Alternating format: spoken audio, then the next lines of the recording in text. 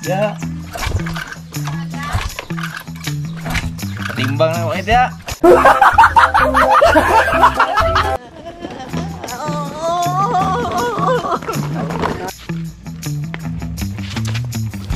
Biruin mo kasi ang mga birds, oh. Gaano kalawak yung maisa na yan. Biruin mo, ito pa lang, sobrang lawak na. Umikot. Yo mga ka-birds! Welcome tayo sa panibagong video natin pagsasama ngayon. At good morning po sa inyong lahat. Kahit ang sulok mo tayo ng mundo, mag-ingat tayong lahat palagi. So ito, ngayong araw na to, ito yung kinantay nating araw dahil pupunta tayo na ang Gihulngan. Sama ko si Jolly. Hey Jolly, good morning. Pupunta tayo na ang Gihulngan mga birds dahil papaayos ko na si Jamits. So kanina umaga, madaling araw, nagbenta kami ng baboy ni Nanay Rayot. So sa kasamang palad, bumagsak yung presyo ng baboy. So yung baboy natin, so nabenta lang ng 7,000 talaga ang inabot. Pero yung kay Nanay Rayot, medyo maganda yung presyo nung ganong kalaki kay Nanay Rayot. Kay Nanay naman, umabot sa 12,000 yung sa kanya. Pero yung sa akin, 7K lang talaga. So di ko na lang binalik. So binenta ko na lang kasi gagamitin ko ngayon din dito sa kay Jamits natin. So ngayon bababa na tayo. So papakarga ko na lang kay Parinjuri yung ating motor doon. So salamat tayo dahil Parinjuri nakabalik na rin dito sa atin. Yan. Ay condolence din pala sa pamilya ni Parinjuri, no. So nakikiramay kami, pre. Si namatayan sila ni Parinjuri ngayon. Yung asawa yata nung hipag niya. So ngayon bababa na tayo, si TMX yung ating dadalhin. So abang-abang lang tayo sa iba pang ganap mamaya kung magkano yung abutin natin dun sa problema natin kay Jamits mga birds. So medyo naningil na talaga siya. So kailangan na nating ipaayos. Mga birds, dito tayo sa baba. Ito si Jamits. Sana maging maayos ang lahat.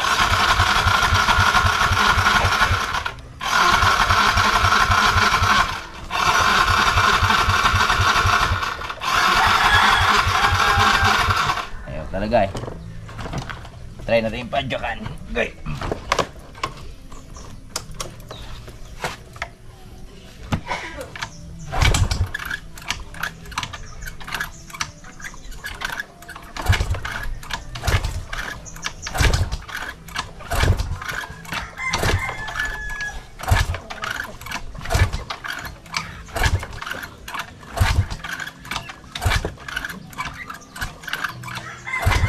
Ya.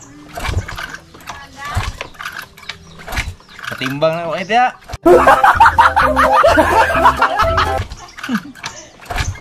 Ayaw.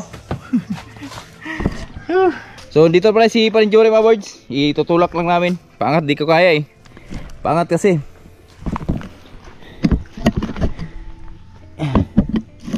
Tulak natin, dalhin namin sa Gihulngan.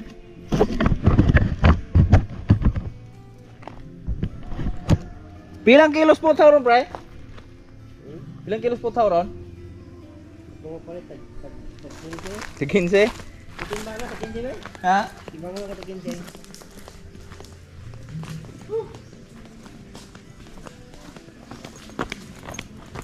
Pag-gis mo na ilaha? Ako 15? Pag-gis na ilaha? Ako 15? Yung na biyay? Dili. Okay?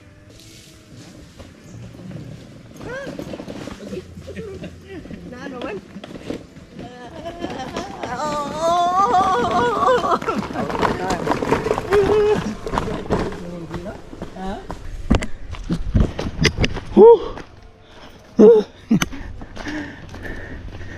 Karga namin dito sa Raptor ni Parinjuri.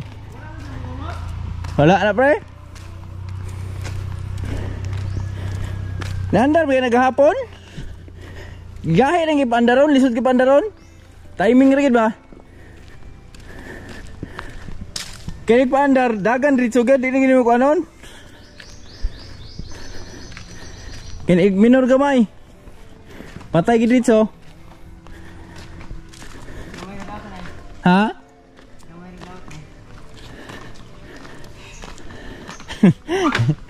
Kutasan man.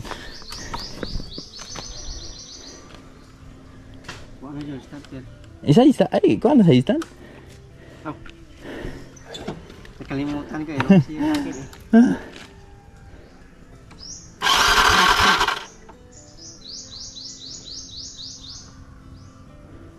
Starter lang man. Ha? No. Wala mo ito. Berbula? Ayun o. Urut. Berbula. Ha? Berbula na po na? Hindi siya na berbula na? Bago na berbula na. Kung gibalitan na ito ni Agi. Ayun o. Ay. Ayun o. Hindi. Baby, I love you.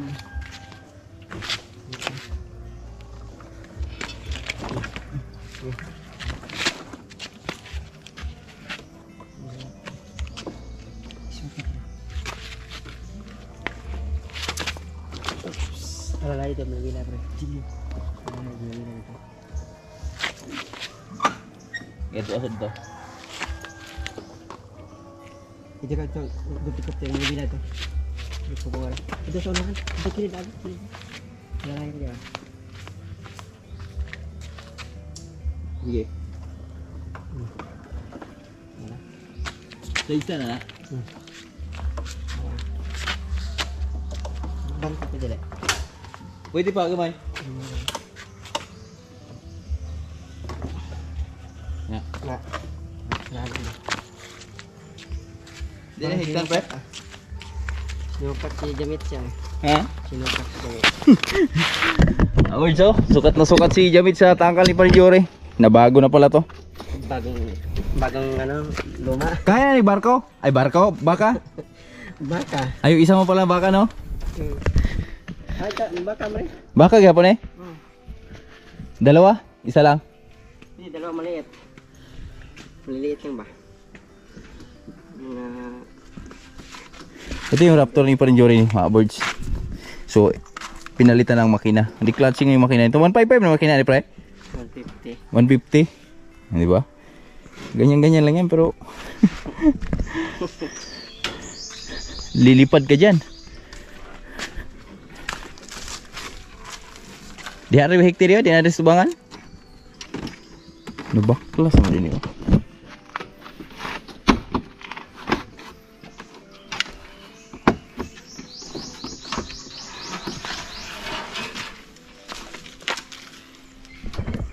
Mga birds, magandang hapon sa yung lahat. At andito na tayo sa Buhay Bukid. So meron nga tayong masamang balita. Dahil si Jamits mga birds, so kanina natin si Jamits dun sa Agihulngan. Kala ko ma-ordera na ng mga, kala ko magagawa na. So yun pala, wala din silang pisang available dyan. So kailangan pala palang i-order yun. So matitingga si Jamits ng, pag in-order natin yun, so matitingga si Jamits ng isang buwan. So ngayon, sabi ng mekaniko doon, pinababalik niya ako bukas para baklasin daw si Jamits. Doon sa mismong Yamaha na ako pumunta mga birds, iniwan ko na lang doon. Tapos pagkatapos daw nun, mabaklas namin si Jamits bukas. So pag yun talaga yung sira niya, yung sa mga black talaga, so yun yung paggagawa namin ng paraan para di abutin ng isang buwan na matingga si Jamits mga birds. So nag-canvas tayo kanina. So umabot ng mga presyo na kulang-kulang 4,000 yung ating gagastusin doon. Wala pang libor yun mga birds. So siguro saktong-sakto lang yung benta doon sa ating baboy. So may matira man na konti. Pero mas maganda na yun, maayos si Jamits ba. Tapos kanina umaga mga birds, so di ba nagtatanim kami ng mais dito. So si Tatay Rayot at si Manlaboy nagpatuloy lang pala ng pagtatanim kanina. So maaga kasi, madaling araw kasi umalis kanina kami ni Nanay Rayot para doon sa baboy. So kahapon hanggang dito kami, hanggang dyan. Tapos di na kami tanim ng hapon dahil naghatid din kami ng baboy. Tapos kanina umaga, ito yung tinira nila ni Tatay Rayot. So ngayon tutulong na tayo dito mga birds dahil Yan, kakauwi ko lang, nagpahinga lang tayo saglit. At ito na. So hanggang dito na si Tatay Riot sa baba. So bukas na umaga, sibak na to mga birds. Ito, bukas na umaga, tapos na to. Nandito si Lambing. Puti na ni Lambing oh, iba talaga pag andun siya lumulunang sa baba. At grabe, napakalawak naman nito mga birds. Siguro limita natin. Titingnan natin kung ilang minutes yung isang tudling bago tayo makarating dun sa dulo. Dito tayo. Yan. Ito yung dala ni Tatay Riot eh. Ito tayo. Start na tayo. Start tayo ng 3 minutes. Sa 3 tayo mag-start. Okay, go. Tingnan natin kung ilang minuto siya pagtanim bago makarating dun sa dulo. So ano lang naman to. Ang gandahan dito, medyo mabilis na to kasi paanga yung gamit natin. Di tulad nung sa pag nagtatanim ka ng mga gulay, medyo masakit sa balakang kasi nakayuko ka eh. Ito nakatayo ka lang yan. So binibilisan na ni Tatay Riot ng pagtatanim ng mais mga birds kasi isusunod namin yung kaingin. So ngayon kasi inaasikaso ko muna si Jamits mga birds para maayos na rin kasi malaking tulong yun, malaking ano sa atin sa service ba. Eh pupuntahan tayo. Hirap pag walang service. Naningil na talaga siya. Ilan na? Oh, 4 minutes na. 1 minute na, 1 minute na tayo nagtatanim. Grabe haba oh. Ba?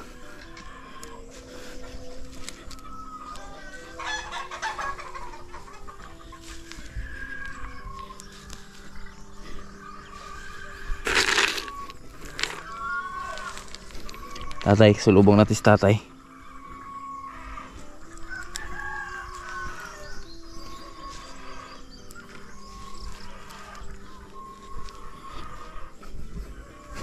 Muni gitawag og pag ginabayan tong mais na to mga birds. Ito yung tinatawag na mais talaga. Day.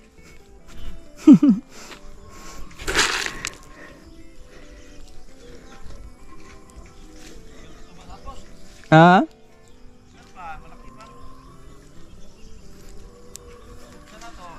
Tapos ubos no? Kaingin pa.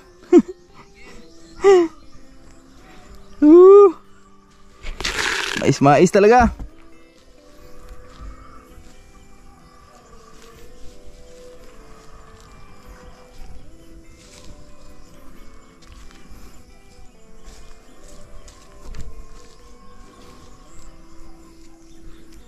Bantok tidak ni dapita de oh.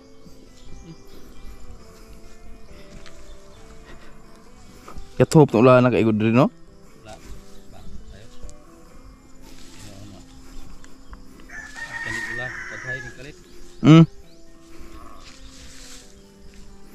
Batira. Dito sa tatay mga birds. Mahayang hapon tayo. Boss, hapon. Tanim tayo ng mais kay. Na, am pa. Ngabang ka. Nga nagdos Tatay Riot, makain ng anagon ba? Tawagin.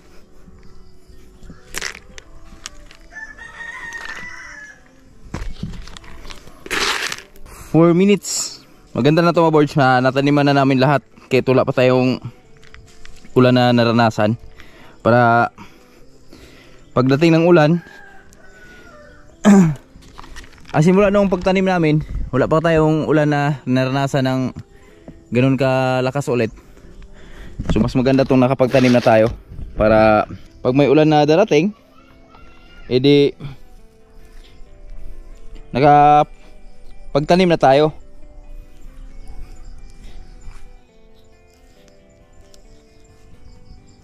Opya.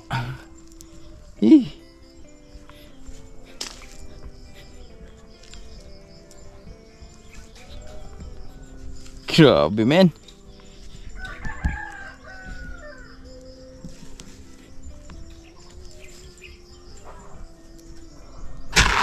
Yeah, boy.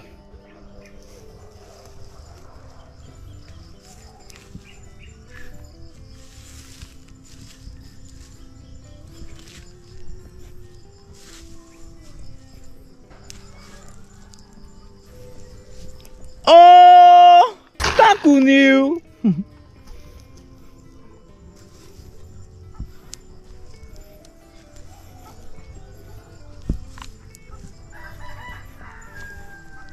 Eto, maganda tong ano dito, mga boards. Siguro ako maganda yung mais dito dahil puro kasi garden yung nasundan dito eh. Sa mais na to. Nakailang cropping tayo dito. Talong, kalabasa, kamatis. Tatlo, puro garden. Kaya siguro ako na maganda yung mais na ito. Kasi may mga abunong pundo pa yan eh.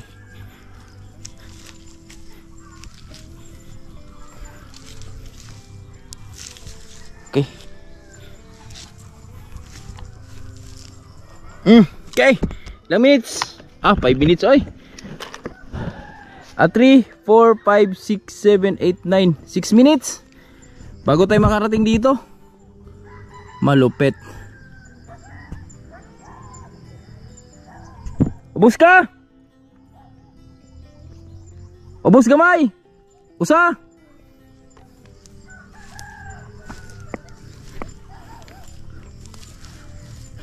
Bilis lang. Hindi, kung nakasama lang ako ni Tatay Riot kanina, mga boards, sa pagtatanim, so siguro matatapos na to. Kunting-kunti na lang yung natitira dito. Kaso lang si Manlaboy kasi yung nakasama ni Tatay Riot kanina, kaya nag-adjust pa si Tatay Riot. So nag-araro siya at nagtanim pa siya. So tapusin lang namin. Abang-abang lang muna tayo. Ayun na, mga boards, tapos na kami. Tatay Riot, magpapatuna siya sa kalabaw, kay Lambing, sa baba. So bukas lang namin tapusin to dahil mag-askaso pa tayo sa mga alaga natin. So ito na lang yung natitira ditong pagtataniman namin. Sabi ni Tatay Riot, gagawa daw siya ng maliit na kamalig para daw sa paglalagyan ng mga mais. At yung mga saging ni Tatay Riot dito, ito naman, katatay ito dito, mga birds, masaging niya. Ano na, bubuhay na. So putulin niya daw itong mga kahoy dito malalaki. Talhong. Yan. Piruin mo naman kasi yan, mga birds. Oh, gaano kalawak yung maisa na yan. So ito pa lang eh. Biruin mo, ito pa lang, sobrang lawak na. Umikot. Inikot dun sa bahay, pati dun sa taas. Kumbaga napalagitnaan kami nung pinagtataniman namin ngayon. Kaya sobrang nakaka-excite talaga yung tanim na to, mga birds, dahil ngayon lang to nangyari ulit na nataniman namin lahat yung bakanting lupa, bakanting farm ni Tatay Riot dito sa harap ng bahay niya. Sa malapit sa bahay niya, ha.